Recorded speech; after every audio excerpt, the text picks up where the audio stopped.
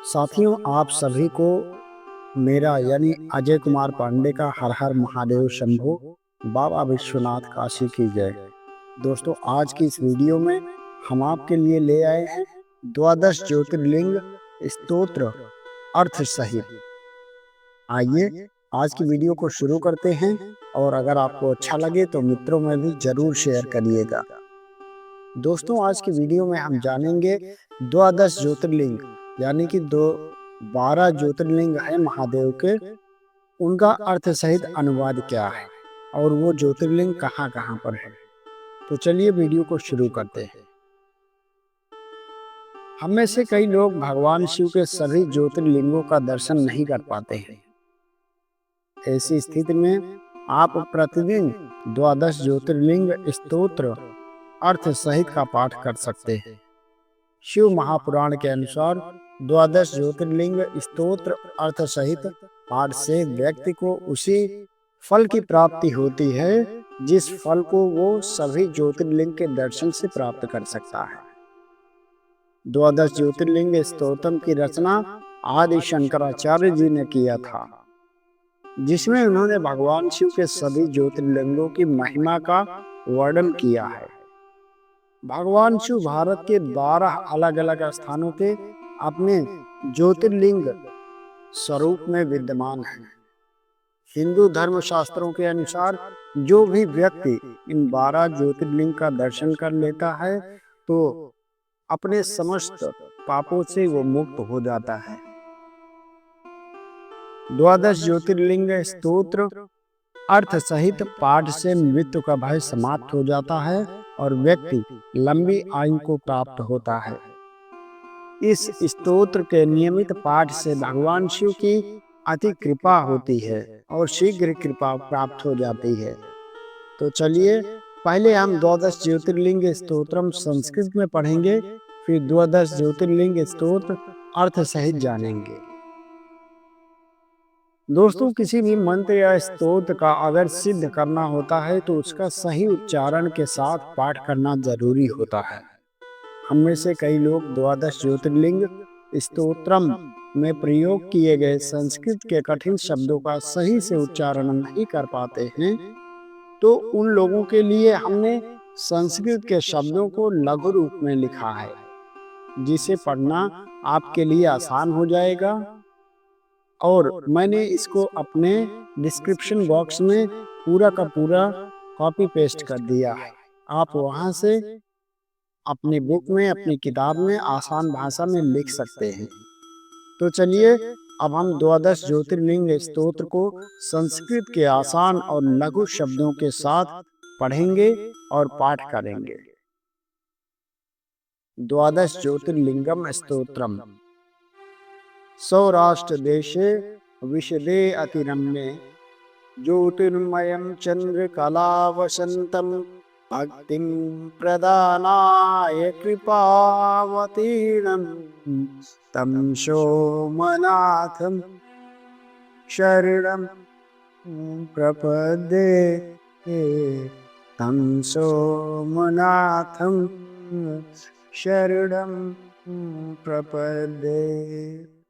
यानी जो व्यक्ति यानी कि जो अपनी भक्ति प्रदान करने हेतु अति रमणीक तथा निर्मल सौराष्ट्र प्रदेश में दया पूर्वक अवतरित हुए हैं, चंद्रमा जिनके मस्तक का आभूषण है, उन ज्योतिर्लिंग स्वरूप भगवान श्री सोमनाथ की शरण में मैं जाता हूँ।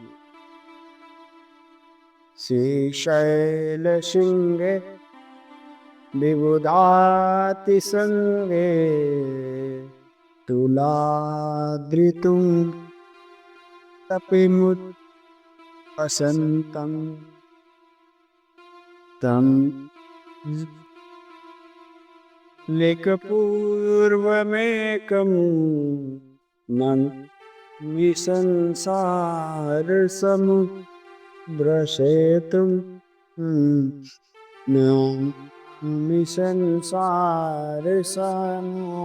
संसारसमुद्रसेतुं यानी जो ऊंचाई के आदर्श पर्वतों से भी ऊंचे श्री शैल के शिखर पर जहाँ देवताओं का समागम होता है, प्रसन्न मुद्रा में निवास करते हैं तथा जो संसार रूपी सागर को पार करने के लिए सेतु के समान हैं, उन एकमात्र प्रभु श्री मल्लिकार्जुन को मैं नमस्कार करता हूँ। अवंतिकायाम विहितावतारम् मुक्ति प्रदान वियचस जनानाम् अकाल मृत्यु परिरक्षणार्थं वंदे महाकाल सुरेशं वंदे महाकाल महासुरेशम। यानी कि जिन्होंने सज्जन पुरुषों को मोक्ष देने हेतु अवंतीपुरी में अवतरित हुए, उन महाकाल नाम से प्रसिद्ध महादेव को मैं अकाल मृत्यु से रक्षा के लिए नमस्कार करता हूँ। कावेरिका नर मदयो पवित्र समागमे सच्चिन्तारणाय सदैव मान्धाति पुरे वसंत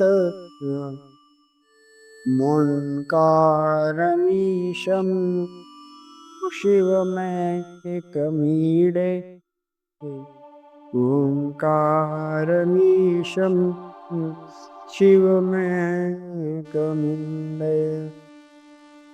जो सत्पुरुषों को संसार रूपी सागर से पार करने के तो कावेरी और नर्मदा के पवित्र संगम के समीप मानधाता के पुर में सदा निवास करते हैं, उन अद्वितीय कल्याणकारी भगवान ओंकारेश्वर का मैं स्तवन करता हूँ। पूर्वोत्तरे प्रजुलिका निधाने सदा वसंतं गिरिजा समेतम् सुरासुराराधितपादपद्मं श्रीवैद्यनाथं तमहं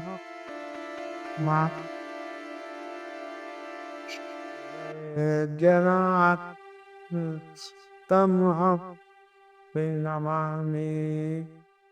जो पूर्व उत्तर दिशा में चिता भूमि अर्थात वैद्यनाथ धाम के भीतर सदा ही माँ पार्वती के संग वास करते हैं, देवता और असुर भी जिनके चरण कमलों की आराधना करते हैं, उन श्री वैद्यनाथ को मैं नमन करता हूँ।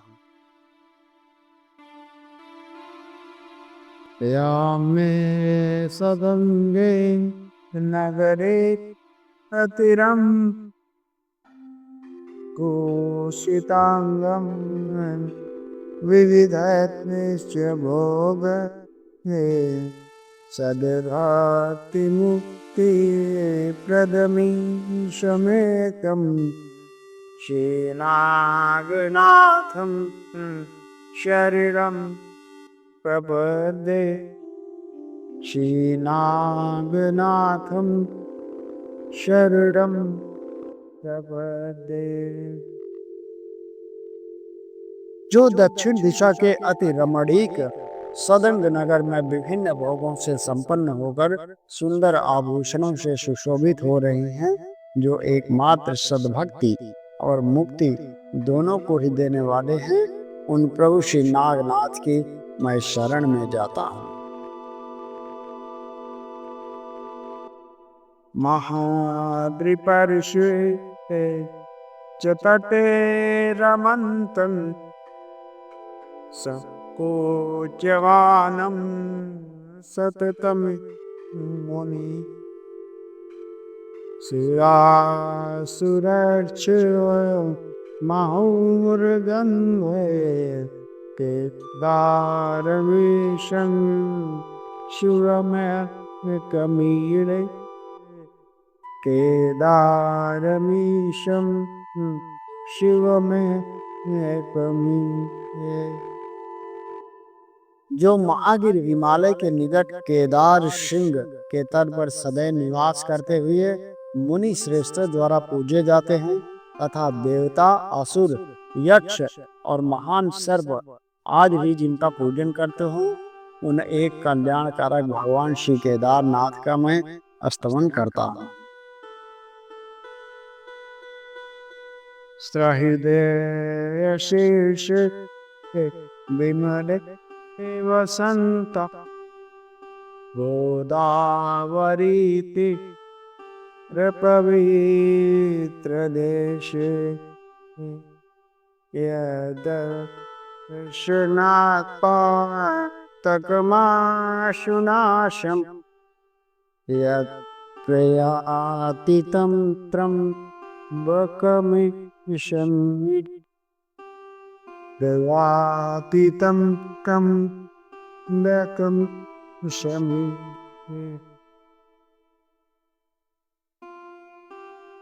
जो गोदावरी तट के पावन क्षेत्र में उदय पर्वत के दुर्लभ शिखर पर निवास करते, जिनके दर्शन मात्र से शीघ्र ही पातक नष्ट हो जाते हैं, उनसे त्र्यंबकेश्वर का मैं स्तवन करता। सुताम्रपाणि जलराशि योगे विराधसे तुम ईशि शंख श्री रामचंद्र समुतम राम स्वरसं यतं नमामि रामेश्वर नियतं नमामि। यानी कि जो भगवान श्री रामचंद्र के द्वारा ताम्रपानी और सागर के संगम में असंख्य बाणों द्वारा सेतु बनाकर स्थापित किए गए उन श्री रामेश्वर को मैं नियम से नित्य प्रणाम करता। यम्बादिनीशा निकाशमाजे निषेध्यमानम् ईशिता पश्यन् सब वो भी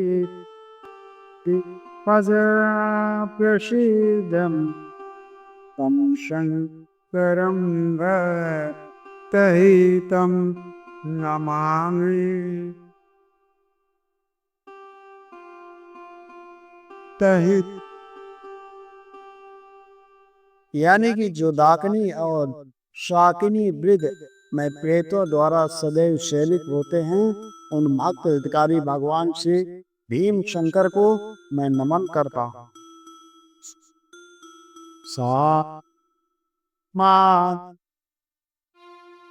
दवाने संत मां मुकंद अतका आसविंता वाराणसीना नातम नातन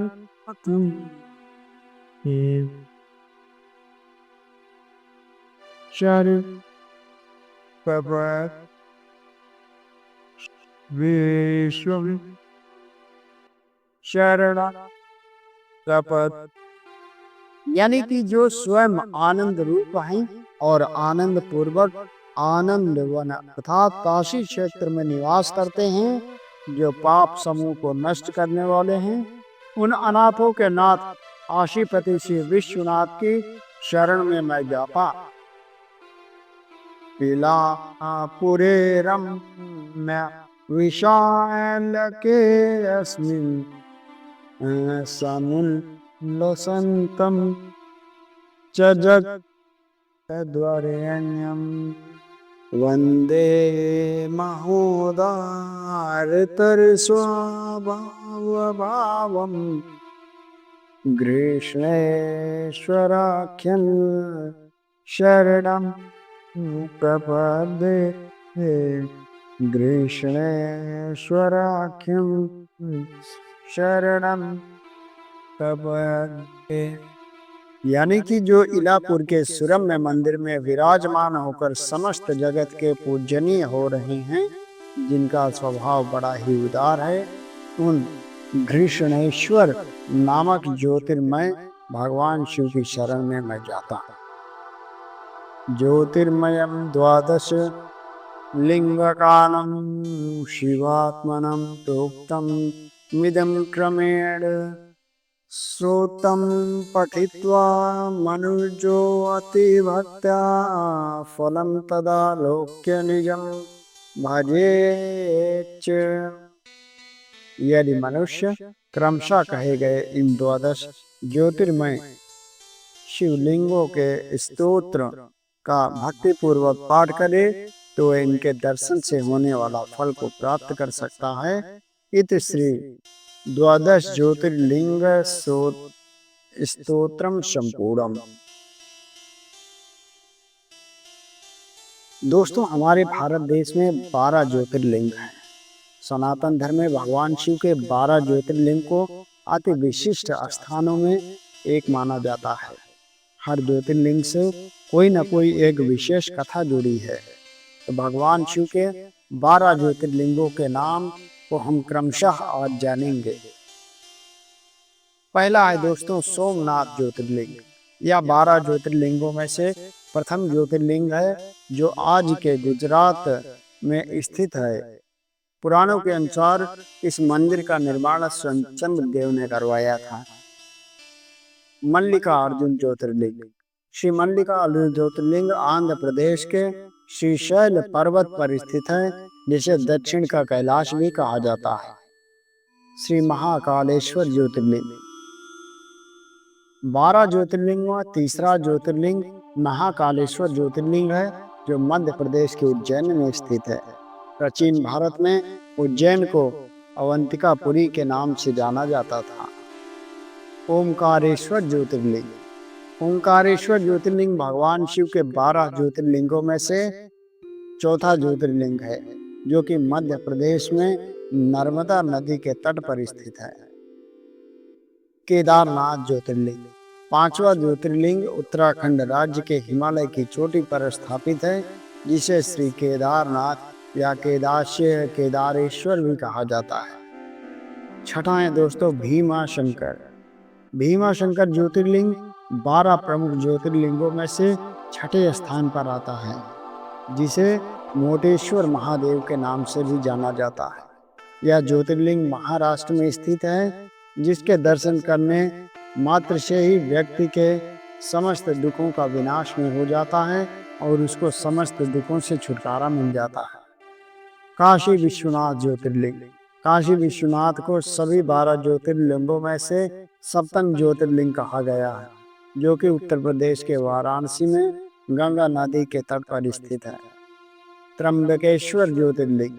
8वें ज्योतिर्लिंग को त्र्यंबकेश्वर ज्योतिर्लिंग के नाम से जाना जाता है, जो कि महाराष्ट्र के त्र्यंबक गांव में स्थित है।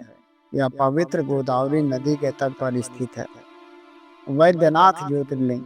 12 ज्योतिर्लिंगों में से 9वें ज्योतिर्लिंग बाबा वैद्यनाथ हैं, जो झारखंड के देवघर में स्थित है। यहाँ स्थापित शिवलिंग को कामना लिंग भी कहते हैं। नागेश्वर ज्योतिर्लिंग। 10वां ज्योतिर्लिंग नागेश्वर ज्योतिर्लिंग है, जो गुजरात के द्वारका में स्थित है। रामेश्वरम ज्योतिर्लिंग। तमिलनाडु के रामनाथपुरम में 11वां ज्योतिर्लिंग स्थापित है, जिसे रामेश्वरम ज्योतिर्लिंग के नाम से जाना जाता है। सनातन धर्म में रामेश्वर 4 धामों में से एक है। 12वां है दोस्तों घृणेश्वर ज्योतिर्लिंग। 10वें ज्योतिर्लिंग महाराष्ट्र के वेरुल नामक गांव में स्थित है, जिसे कुशमेश्वर ज्योतिर्लिंग कहा जाता है। यह ज्योतिर्लिंग भगवान शिव के 12 ज्योतिर्लिंगों में अंतिम माना जाता है। इस ज्योतिर्लिंग को घृणेश्वर के नाम से भी जाना जाता है। दोस्तों 12 ज्योतिर्लिंग स्तोत्र के लाभ क्या है? 12 ज्योतिर्लिंग स्तोत्र अर्थ सहित पाठ करने से मृत्यु का भय समाप्त हो जाता है। इस स्तोत्र के नियमित पाठ से शिव जी का आशीर्वाद शीघ्र मिल जाता है। द्वादश ज्योतिर्लिंग स्तोत्र अर्थ सहित का नियमित पाठ समस्त ज्योतिर्लिंगों के दर्शन का फल प्रदान करने वाला होता है। इस स्तोत्र के पाठ मात्र से मनोकामना पूर्ण होते देर नहीं लगती है। द्वादश ज्योतिर्लिंग स्तोत्र अर्थात ये अर्थ सहित पाठ व्यक्ति को अकाल मृत्यु से बचाता है। द्वादश ज्योतिर्लिंग स्तोत्रम के पाठ से व्यक्ति के सभी पाप कर्म नष्ट हो जाते हैं। इस स्तोत्र पाठ आंतरिक शांति तथा संतुष्टि प्रदान करने वाला पाठ होता है। तो दोस्तों, ये छोटा सा वीडियो महादेव का आपको कैसा लगा? ज्योतिर्लिंग का वीडियो अगर आपको अच्छा लगा हो तो हाथ जोड़ के निवेदन है कि सभी लोगों में इस वीडियो को जरूर शेयर करें। मिलेंगे एक नई वीडियो में एक नई रोचक जानकारी के साथ।